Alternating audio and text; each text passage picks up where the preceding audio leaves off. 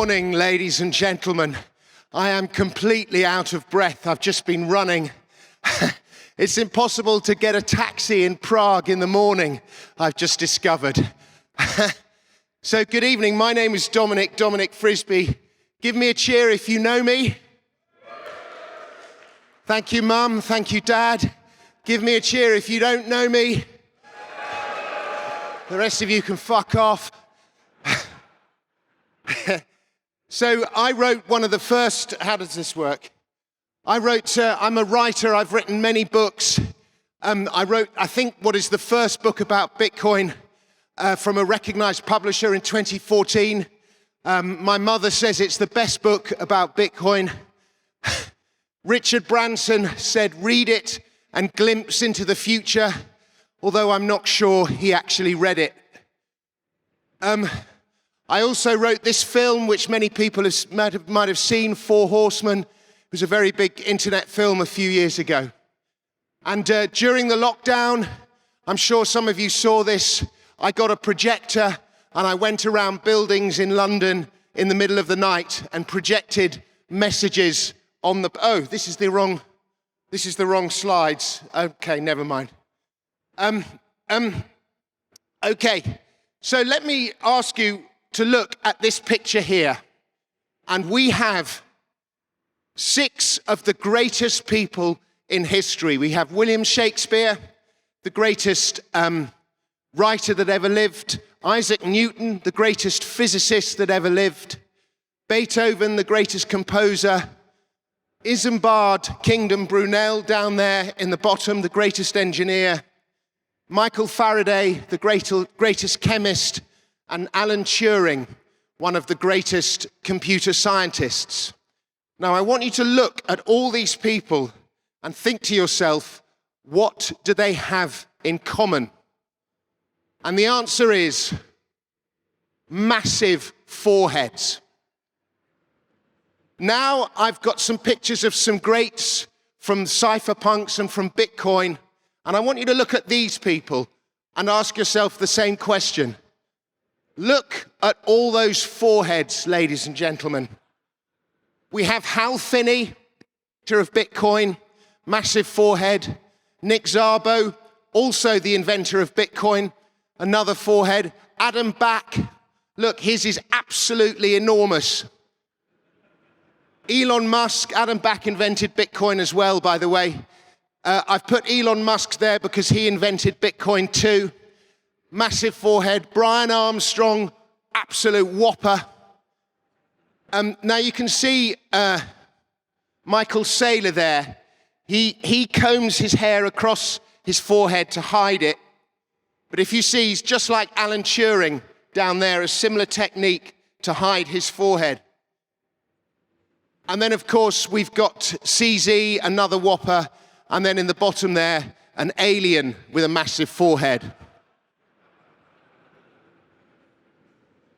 Now, I want you to look around you now at the people sitting by you in the Bitcoin community around the world, and you look at them, and you will notice that everyone in this room has a massive forehead. And obviously, the size of the forehead is relative to the brain. And I commissioned an AI study of foreheads, and I discovered that the average forehead size at a Bitcoin conference is over 0.5 centimeter higher than at a real estate or a mining conference. Now, I'm actually being serious, ladies and gentlemen, because I'm 55 years old and I'm right on the cusp between, like, I'm the oldest person at a Bitcoin conference and I'm the youngest person at a mining conference. And when I used to go to mining conferences, you know, mining is a very important industry, but they're not the cleverest people in the world. And you go to Bitcoin conferences and there are computer scientists, geniuses, doctors, professors, and you just meet so many clever people. And when I wrote my first book about Bitcoin, we had this big issue. Does Bitcoin have a capital B when you write it, or does it have a small b? And we decided that Bitcoin, the currency, has a small b, but Bitcoin, the movement, the protocol, the community, has a big B. And when you're investing in Bitcoin, what you are getting is the cumulative combined IQ of everyone that has been involved in Bitcoin. And I think that's quite a profound thought when you think about it. It's the product of all this intellect that you are getting from the cypherpunks right through to the present day. And that's one of the reasons that Bitcoin is such a brilliant investment. But Bitcoin's a bubble. It's tulips. That's the accusation that is always made. Well, let's start by considering what is a bubble. A bubble is a bull market in which you don't have a position. To dismiss Bitcoin as a bubble, to dismiss Bitcoin is a way of coping with the fact that you missed out and justifying the fact that you didn't adopt early. And in any case, as for tulips, the tulip bubble in Holland was in 1632. That bubble has brought 400 years of prosperity to the Netherlands. It has been at the center of the global flower industry ever since. Bubbles are good. Now, I'm going to tell you a little story now. I'm part Italian, part English. And there's an Italian community in London. We all know each other. And my friend's grandparents were what they called contadini, peasants. And they worked on the land.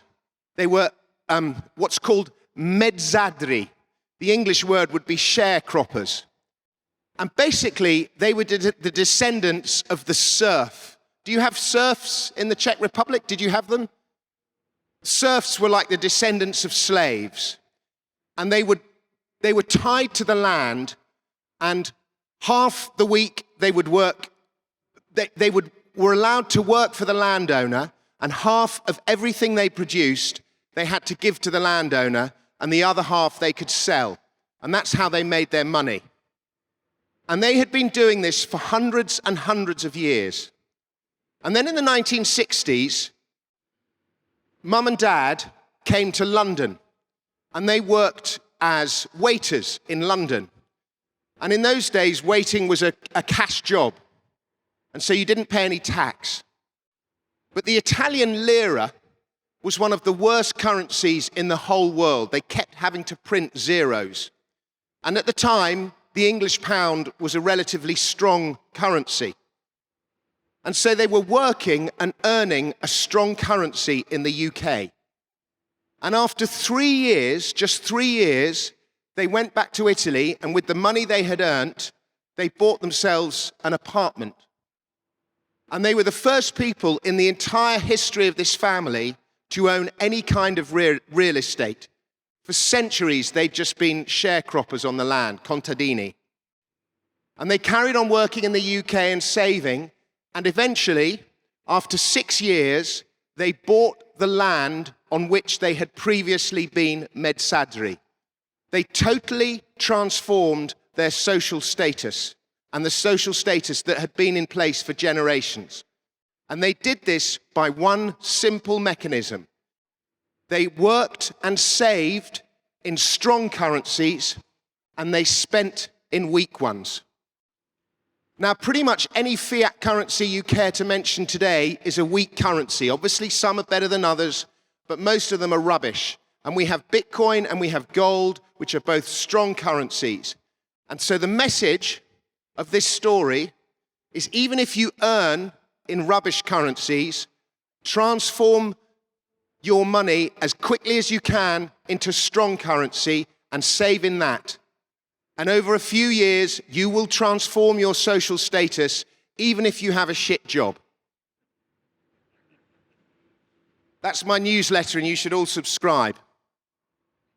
What is the most expensive purchase you ever make in your life?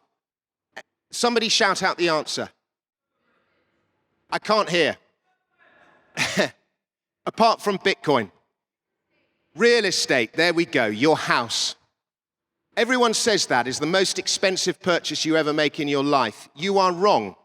The most expensive purchase you make in your life is not a house, it is your government. And over the course of your life, roughly 50% of everything you earn will be taken from you, and either by taxes or by inflation, by the government. And in exchange, you receive healthcare and education and all that stuff. It's not that different from the existence of the Medzadri, who has half his working week taken from him. And when money is fiat and government has the power to print money at no cost to itself, it is inevitable that government will grow, and therefore the cost of government will grow, and therefore what you pay to government will grow. And even under Reagan and Thatcher, who's supposed to shrink government, government grew. Even Elon Musk, who has the biggest forehead in the whole world, even he could not stop government growing. Taxes do not cover expenses. Further currency debasement is inevitable.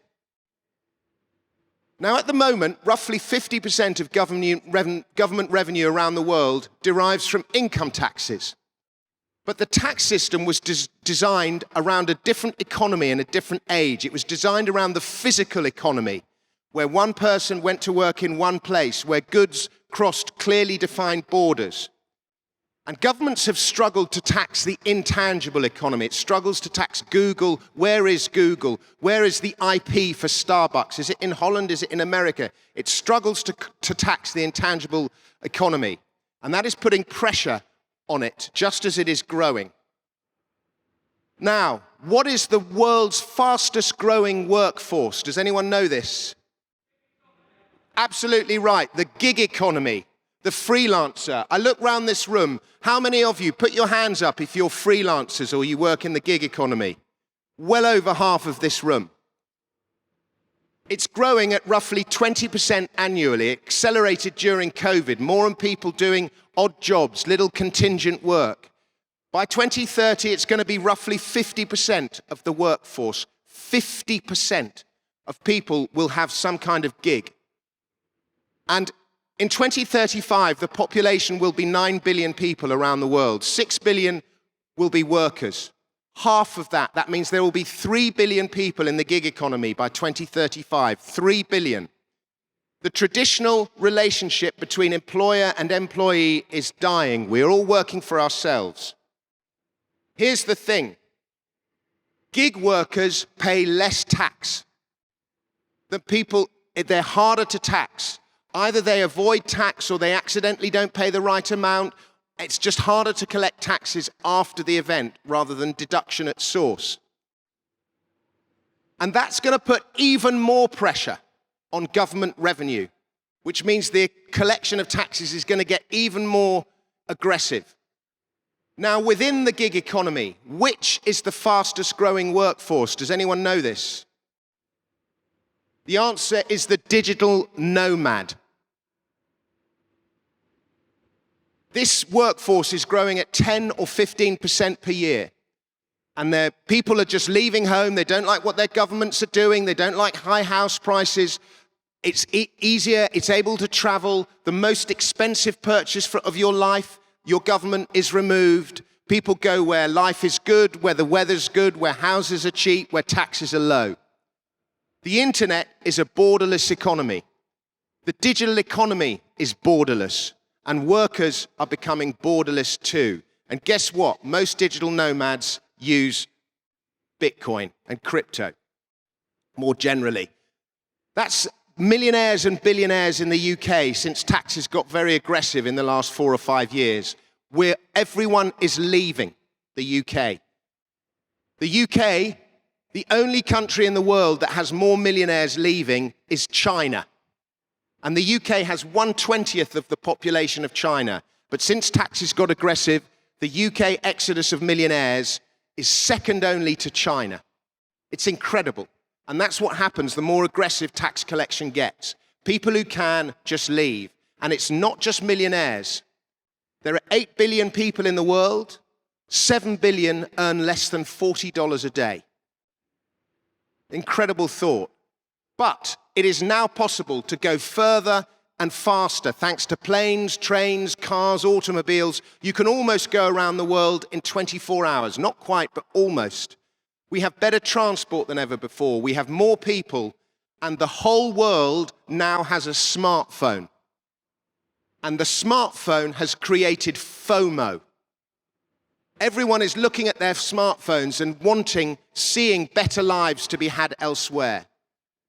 It's creating more awareness of better lives, more desire for a better life.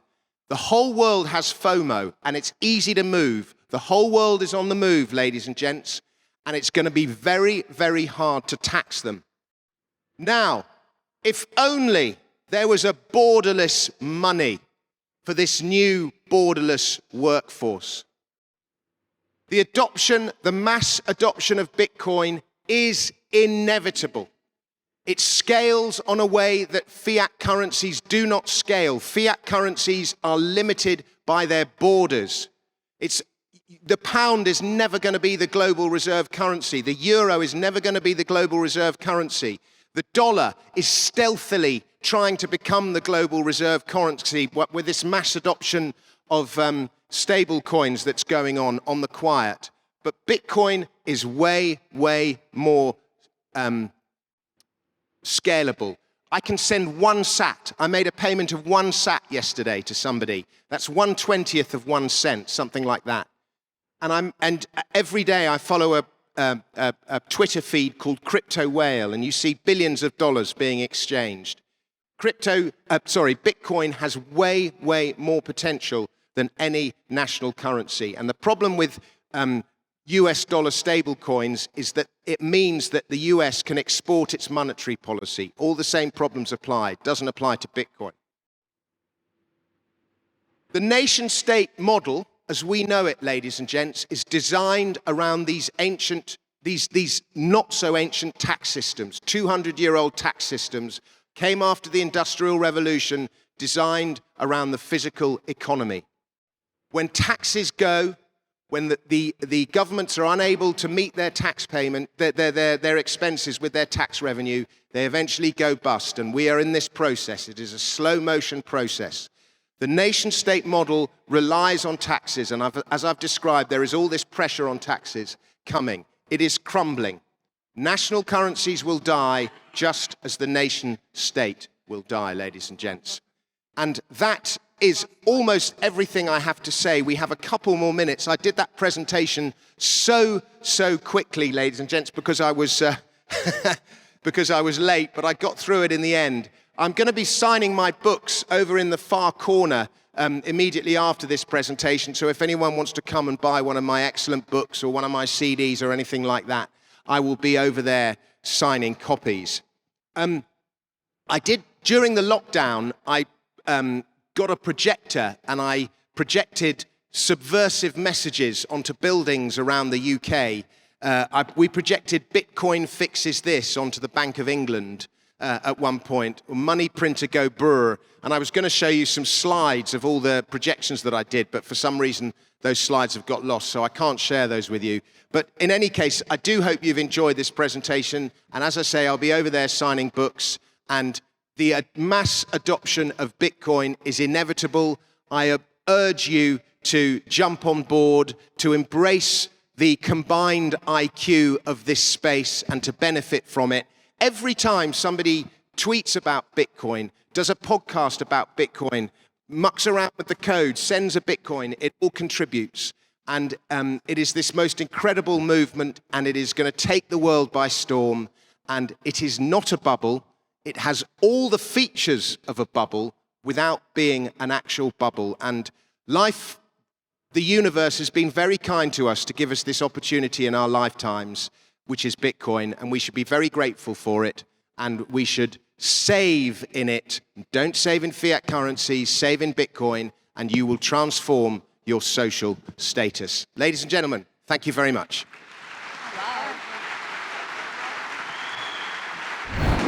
Secure your BTC Prague 2026 ticket at the lowest possible price now.